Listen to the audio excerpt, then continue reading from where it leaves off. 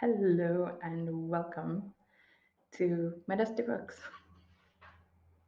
My name is Robin, and this is my August and September TBR, where I'll be sharing with you all the books that I'll be reading in August, which is almost over by the time you get this video, and in September. So, how my TBRs work is I have 6 categories, and every month I will try to read a book in each category. And these categories are they're from my shelf because I don't know, I want to read more books that are on my actual shelf, books that I own. Then there are script.com picks because, well, I have a script account, and that's actually where I get most of my books. I read ebooks and audiobooks on script, and that's, where I get most of my books. Then I really like the literally dead book club. So every month I'm going to try to get one of their book club picks. Then the last 3 are DNFs, so books I haven't finished but that I would like to finish. So it's kind of like it's not really even a second chance. It's just I never finished it, so I want to finish it. And then there are rereads, so books that I feel inspired to reread, because sometimes when you're reading something, or when I'm reading something, I'm reminded of a book that I've read already or that I've read in the past or something like that, or a movie that I've seen, and then I kind of want to go revisit that. So that's something that I'll be doing as well. And finally, because I am from South Africa, in case you didn't know that, I want to try and read more South African books because that's something that I just don't do that much. So every month I'm going to read a South African book, pick 2. So let's look at my bingo for the month. Let's look at my bingo board for this month and see what my picks are.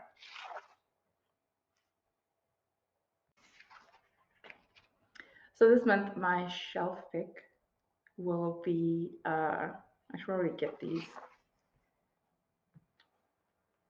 So my shelf pick is Odd Hours by Dean Koontz, and this is, what is it about?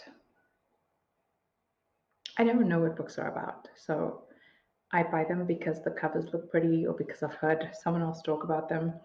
But usually by the time I start reading, I'd forgotten kind of what the premise is.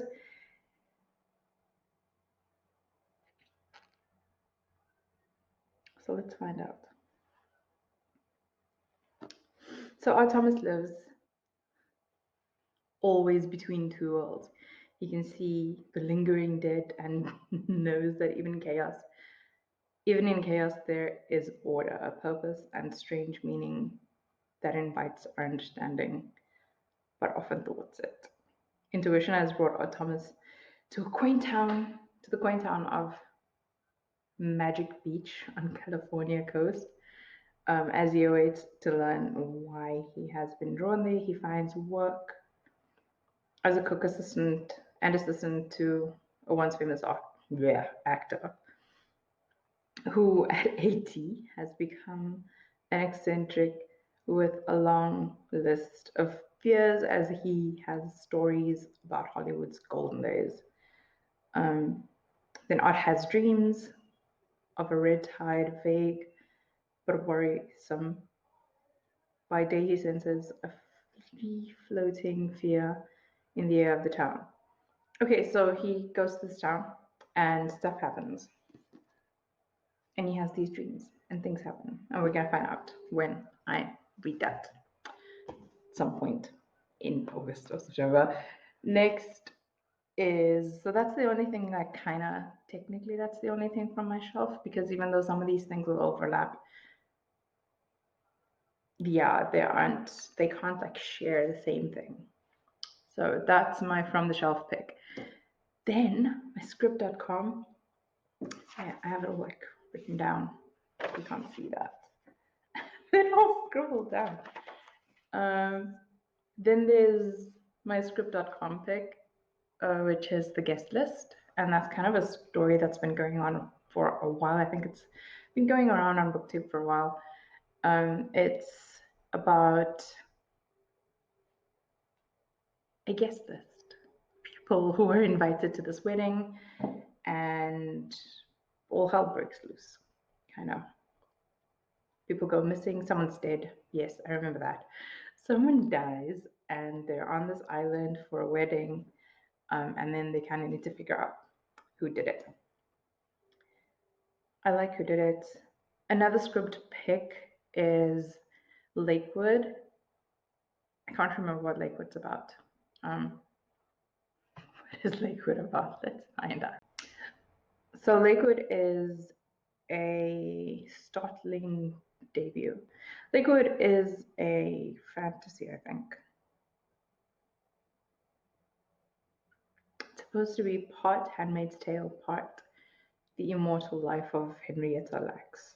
When Lena Johnson's beloved grandmother dies, and the full extent of the family debt is revealed, the black millennial drops out of college to support her family and takes a job in the mysterious and remote town of Lakewood, Michigan. On paper, her new job is too good to be true.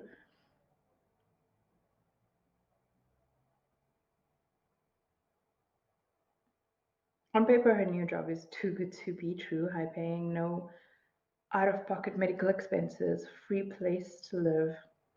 All Lena has to do is participate in a secret program and lie to her friends and family about the research being done in Lakewood. So that kind of sounds like a good time mystery. Well, not a good time, but sounds like a nice mystery where there's this eerie kind of strange stuff happening in this town, and we can figure it out when I read that.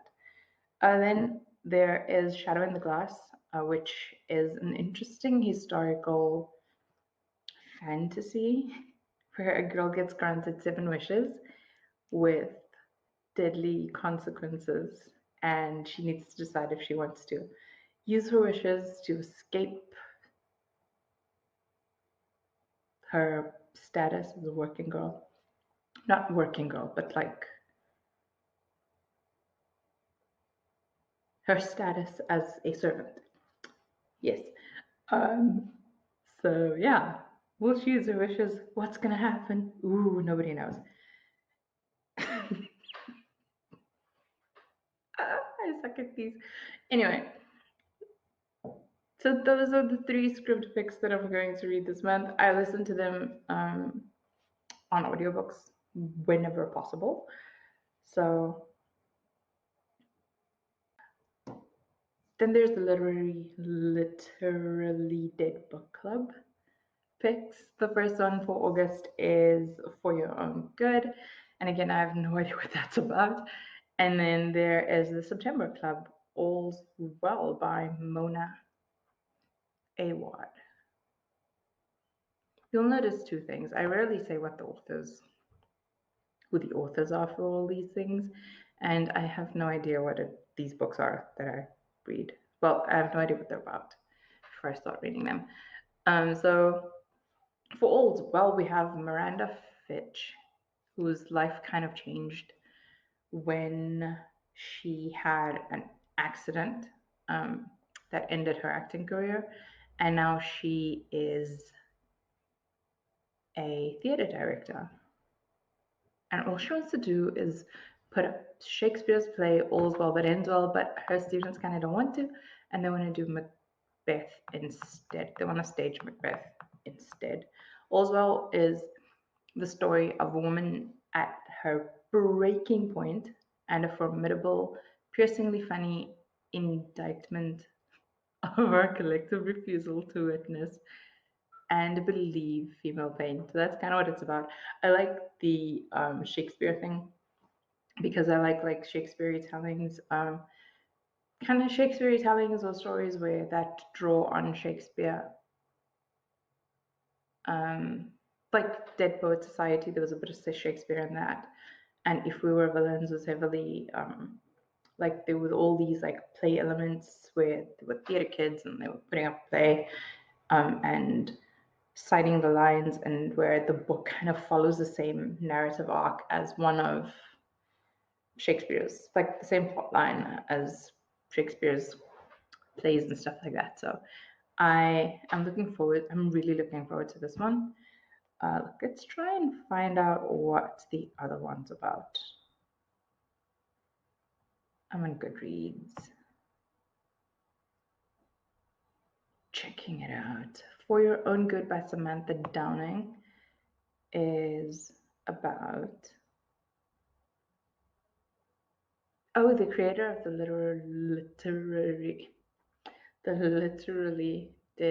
literally did book club is Kayla from Books and Lala. And I'll post a link to the book club's Goodreads page in the comments if you're interested. So For Your Own Good is about Teddy Crutcher, who has won Teacher of the Year, yay, at the esteemed Belmont Academy, home to the best and the brightest. He says his wife couldn't be more proud, though no one has seen her in a while. Teddy really can't be bothered with the death of a school parent that's looking more and more like murder, or the student digging a little too deep into Teddy's personal life. His main focus is on pushing the kids to their full academic potential. All he wants for his colleagues is for his colleagues and the endlessly meddlesome parents to stay out of it, or stay out of his way.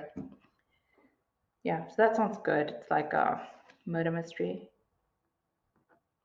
Sounds right up my alley.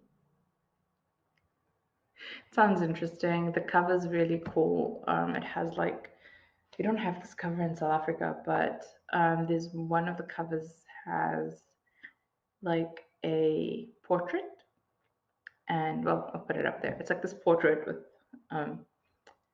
sprayed out, graffitied out, tagged over it. This is for your own good. But sadly, we don't have that cover in South Africa. Which sucks. But anyway, it doesn't suck that much. Things are relative. So those are the two literally dead book club picks.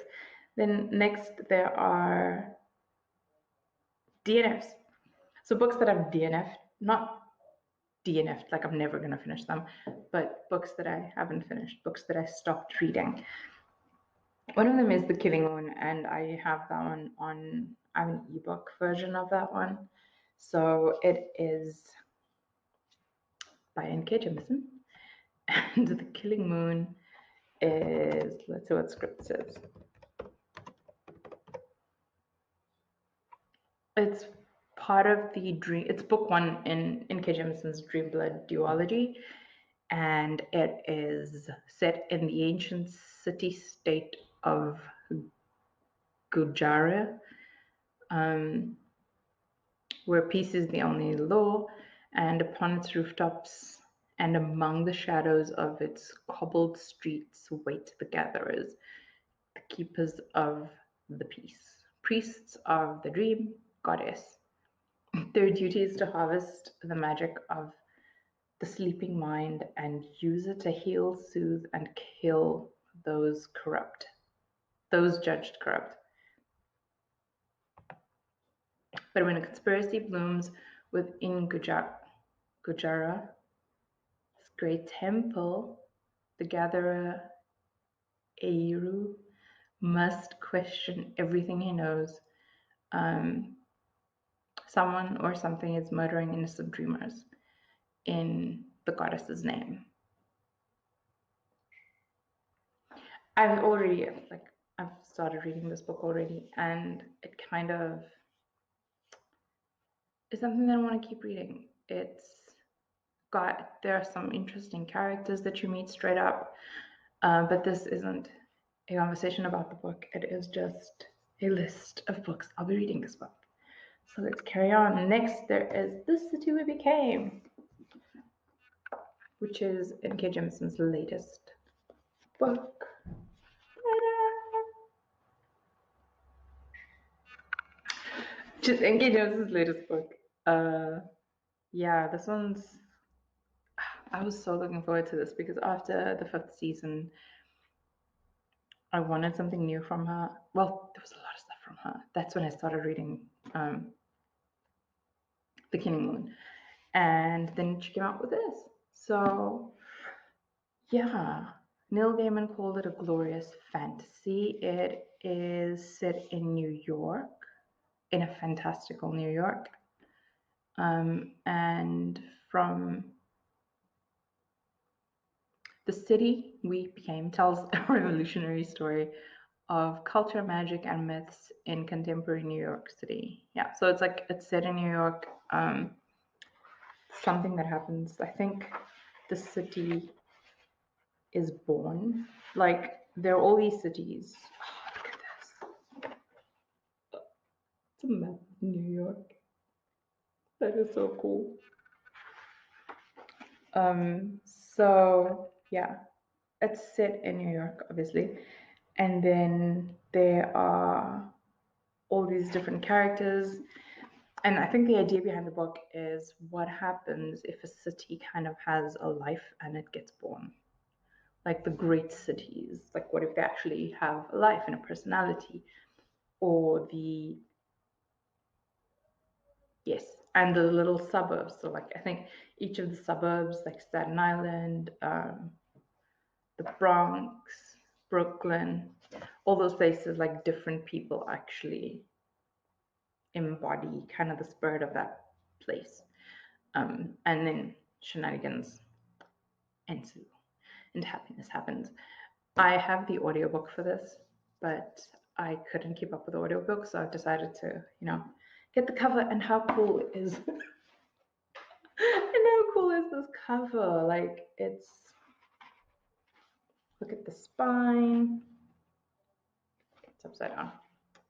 Look at the spine. It has the New York City skyline with the bridge, and there's like the Statue of Liberty over there. Yeah, and even like on the back, it's just so colorful. And I like the fact that her profile photo it's got the same kind of neon retro vibe as the rest of the book. It's really cool. I love it. I love it.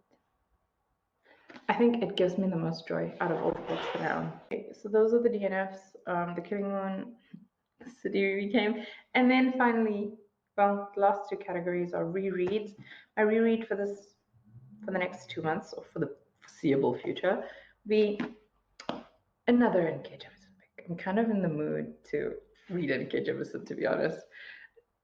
And this is the 5th season, which is the first book in the Broken Earth trilogy, which is a story about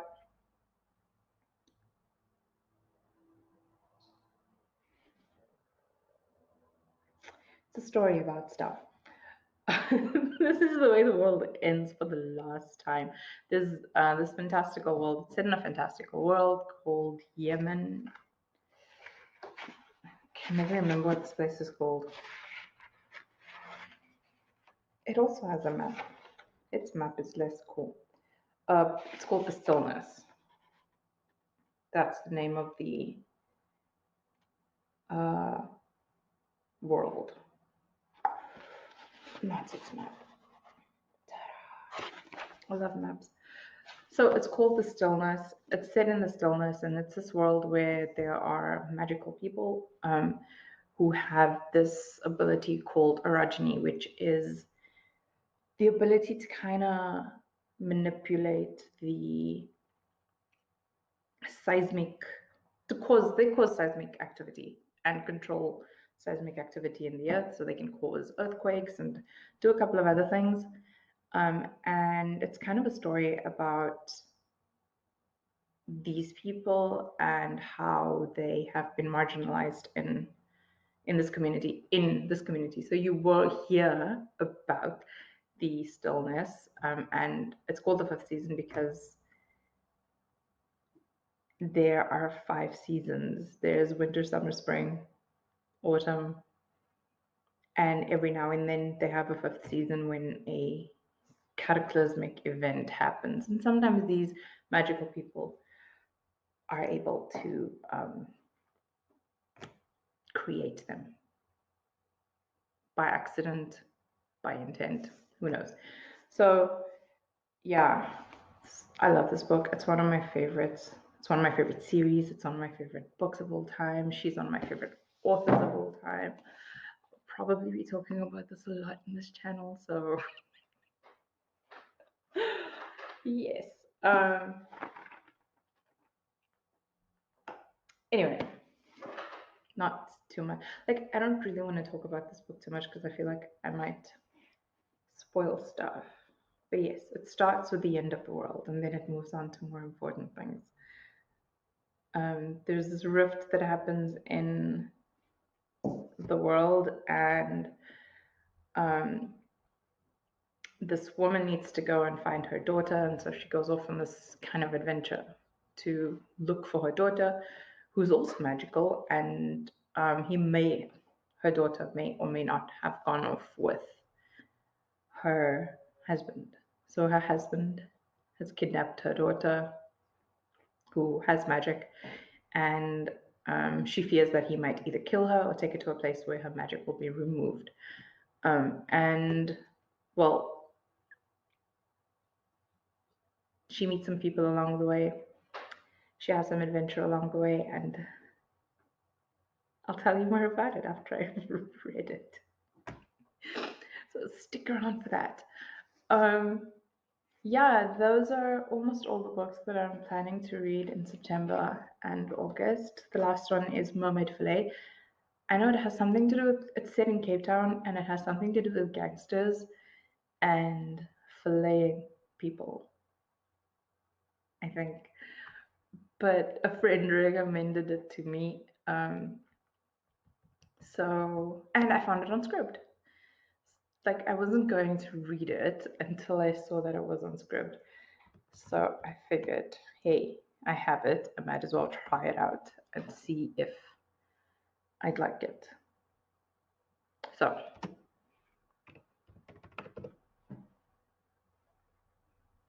it's by Mia Arden. Mia Arden, and it's set in Cape Town. There's a goddess who casts raging red storms when female bodies are abused. It's a place where women try to redefine their space in society.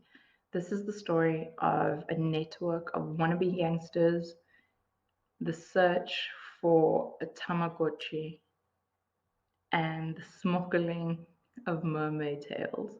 So it's like an urban fantasy. It's got urban fantasy vibes. Mermaid Fillet is about violence, feminism, and how you dala what you must. Okay, so yeah, dala what you must is do what you gotta do what you have to do. Um, yeah, it sounds interesting. I don't really like stories with abuse, and I've realized recently that I don't really like stories with abuse and stuff, but I'm gonna check this out because my friend recommended it to me. And it sounds interesting. It's like a noir crime novel. Flip. Anyway, so that is my TBR for August and September. Let me know what you will be reading. Let me know if you've heard of any of these books, if you liked them. And yeah, subscribe to my channel. It's brand new. You could be one of the first subscribers. Join me as we dust off my bookshelves and read together. Okay, until next time, bye.